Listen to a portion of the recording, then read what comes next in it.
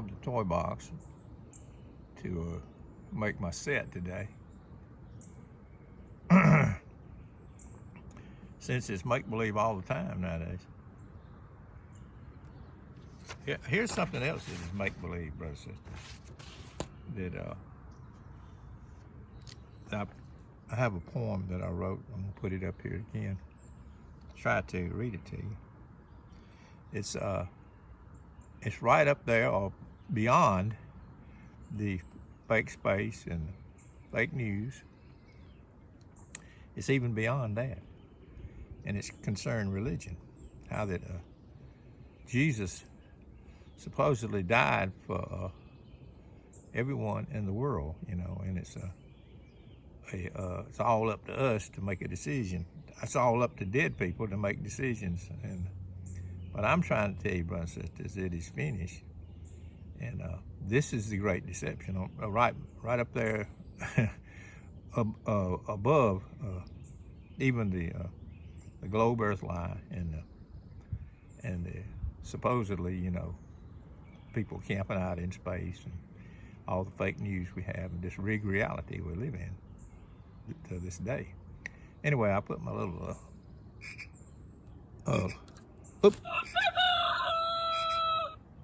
my little characters up there. These are the kids' toys, but I'm employing them today to accent the ridiculous notion that men are camping out in God's heaven at this very hour without even taking a shower. But anyway, the poem I want to read and put it up here is the God loves everyone, another gospel. This is the big thing that people cannot get their minds around. That God has a finished work. You know, it is finished, not something that's got to be finished by us. You know, you go into my videos, you'll see what I'm talking about. But right now, I just want to read this little. I addressed every little subject in my videos. If you got a couple of months to go through them and pick out stuff that you might have questions on, and I believe that I'm bringing the truth, brothers and sisters. You know, I'm not infallible, but I'm bringing the truth the best I can see it, and I'm not afraid to give it to my grandkids and kids. So anyway, here we go on this one. The God loves everyone, another gospel. There is a presumption that after man's fall, Christ came down from heaven and died for them all. Yet supposedly this God, who possesses all power, has children in hell's torment at this very hour.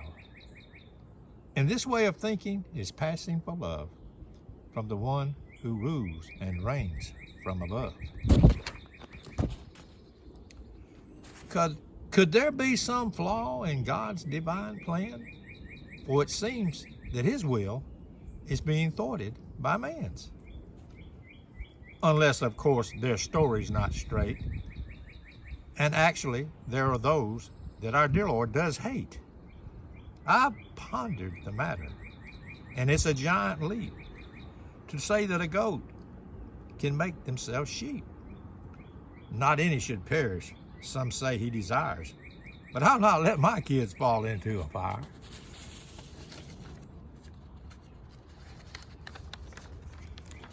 So I face the fact, and only God knows why, but there will be some for whom Christ did not die. And you may be thinking, now how is that fair?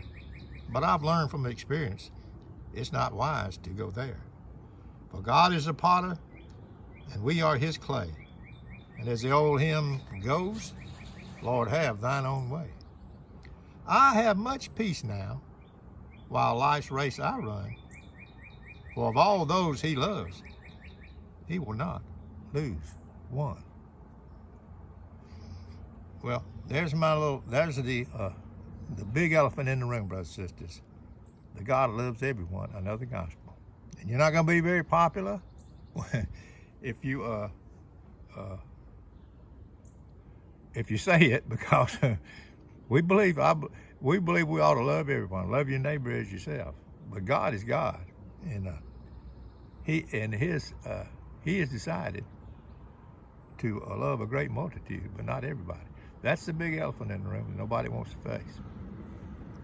That the will of man does not thwart the will of God. On every street corner across our land, brothers and sisters, I want you to notice while you're listening to it, there's gonna be a invitation, invitation made for people to get born again, which is ridiculous on the face of it, because that's the reason God used an analogy in John 3 that of being born again, because it's an impossibility. That's 100% God's prerogative. The same way you had no say in your natural birth, you have no say in the new birth. Anyway, just wanted to get on here and do that. God loves everyone, another gospel. It's even above the fake space, the rigged reality that we're living in. Put in the comments what you're thinking, brothers and sisters. From this old man down here in Alabama.